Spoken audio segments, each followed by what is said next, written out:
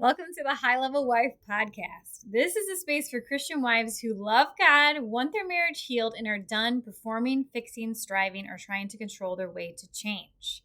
Here we're going to talk about marriage God's way through right order, surrender, heart posture, and spirit-led transformation. This is not self-help, it's discipleship. My name is Chelsey Holm, and my role is to help you move from awareness into obedience so real healing, wholeness, and restoration can take root. Let's begin. Welcome back to the High Level Wife Podcast. I'm Chelsey Holm, your hostess, and we do marriage God's way here. And we're back. We're continuing our series on vulnerability. I'm not going to give you a recap of all the episodes, but just to highlight, episode 1, we talked about what vulnerability actually is. 2, we talked about why vulnerability feels so hard. And then in the last episode, episode 3, we talked about the masculine side of vulnerability. And so today we're going to shift gears. We're going to flip the coin, and I want to talk directly to wives, because I think many women believe they're being vulnerable when they're actually doing something else. And before you throw tomatoes at me, hear me out. Okay. I know, because I was that wife. I thought I was vulnerable. I thought because I shared my thoughts, my opinions, my frustrations, my concerns, and my feelings that I was being vulnerable.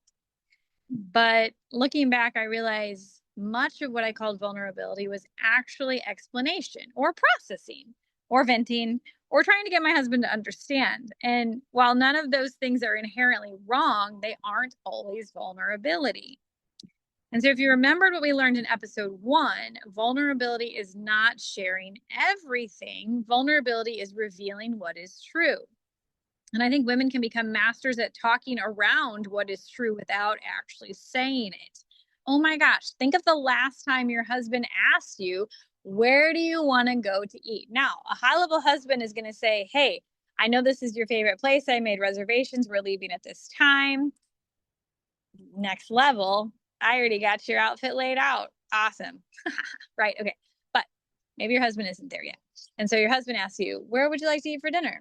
And you say, well, would you like to eat for dinner, right? But you didn't actually say what you wanted, right? You'll talk, well, you don't answer the question.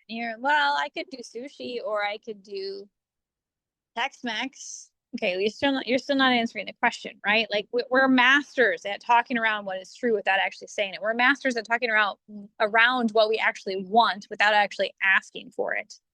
Okay? A wife spends 20 minutes explaining why she's frustrated. This is a perfect example.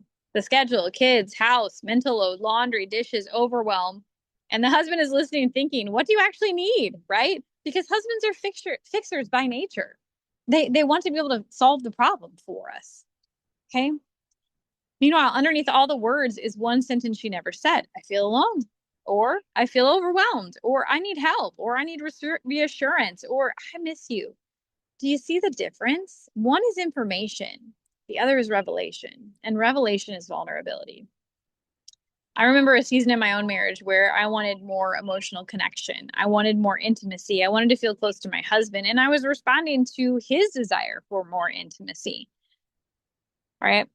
But if I'm honest, I wasn't actually telling him that. What I was doing was I was giving him more information. I was having conversations, talking through problems, explaining my thoughts, trying to process everything. Side note, I am an external verbal processor. My husband is an internal processor, right? There's a difference right there. And so what I was thinking was vulnerability to him was really just me externally processing things and expressing those to him, but he couldn't find anything of substance of it, right? And eventually I realized after 20 years together, we didn't need more information. What we needed was more revelation, because information informs, but revelation connects. And ladies, I think this is where many wives unintentionally miss their husbands. We tell them everything except what is actually happening in our hearts. We say, I'm fine when we're hurt, or we say, it's okay when it's not. We say whatever when it matters deeply, or we say nothing when there is clearly something bothering us. Why? Because vulnerability feels risky. Just like we talked about in the last episode, the feminine version of self-protection often isn't silence. It's hiding behind words. It's revealing everything around the wound while never exposing the wound itself. It's talking around the fear, around the loneliness, around the disappointment, around the need without ever actually naming it. And here's what I've learned.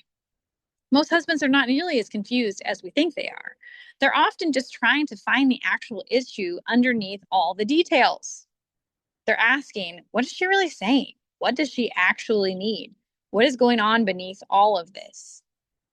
Right? There have been so many times where my overreaction, it wasn't just to the overwhelm that was in front of us, it was to a lot of overwhelm over time that I wasn't asking for help with or managing well. And I was feeling like I was failing. And so my husband was only seeing what was right in front of him. And he was only seeing the tip of the iceberg, right? He wasn't seeing everything else that was happening underneath. Many wives don't know because they've never slowed down long enough to ask themselves, right? What's going on beneath all of this? Which brings us back to one of my favorite questions. What's happening inside of me? Not what's happening around me. What's happening inside of me? What is happening inside of me? Because that's where vulnerability lives. And maybe what's inside is I feel lonely. I feel rejected. I feel overwhelmed. I feel disconnected. I feel unseen. I feel scared. I feel insecure. I want to feel chosen. I want to feel desired. I want to feel close to you. Those statements require courage because now you're revealing something that matters, and that means there's risk. But intimacy always requires risk, not reckless risk, but relational risk, the risk of being known, the risk of revealing what's true. And ladies, I think this is one of the reasons emotional intimacy often feels difficult. We're talking a lot of words, but we're not revealing. We're sharing a lot of things, but we're not exposing. We're communicating, but we're not necessarily being vulnerable. The goal is not to say more. The goal is to reveal more. It's not more information, it's more truth. And this becomes especially important when we think about Genesis again, because before sin entered the world, Adam and Eve were naked and unashamed. There was no hiding, no covering, right? No clothes, no protecting, no pretending. And then sin enters and then they immediately hide. And if we're honest, many of us still do the same thing. We hide behind all the things, whether it's busyness or control, independence or perfectionism, explanation, makeup, clothes, jobs, careers, titles, how many kids we have or don't have, or yada, yada, yada, yada, yada, right? But God keeps inviting us back toward openness and honesty and vulnerability and being fully known. Because God's heart for us is for us to fully know Him as He fully knows us. That's perfect oneness with the Father and intimacy. That's what will be restored in heaven, where there is no more sin and shame and tears and sadness and fears and all of that, right? And our marriage is a reflection of that intimacy, because intimacy grows where truth is revealed. So here's my challenge for you this week. The next time you're tempted to explain for 10 minutes, pause and ask yourself, what am I actually feeling? What do I actually need? What is true? Then tell your husband that. One sentence. No speech or explanation, just truth. Because vulnerability isn't saying more, it's revealing what matters most. And that is where connection begins. I'll see you in the next episode. But I do want to end with this. And I want to reiterate this. The feminine version of self-protection often isn't silence. It's hiding behind words. Now, I will see you on the next episode.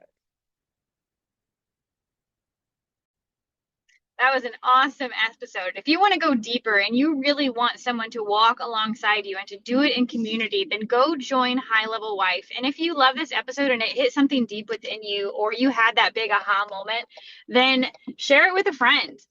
Leave a comment, give us a review. Honestly, it helps so much in pushing it out to the algorithm, and it is so appreciated. So keep coming back for more episodes where we do marriage God's way. I'll see you on the next one.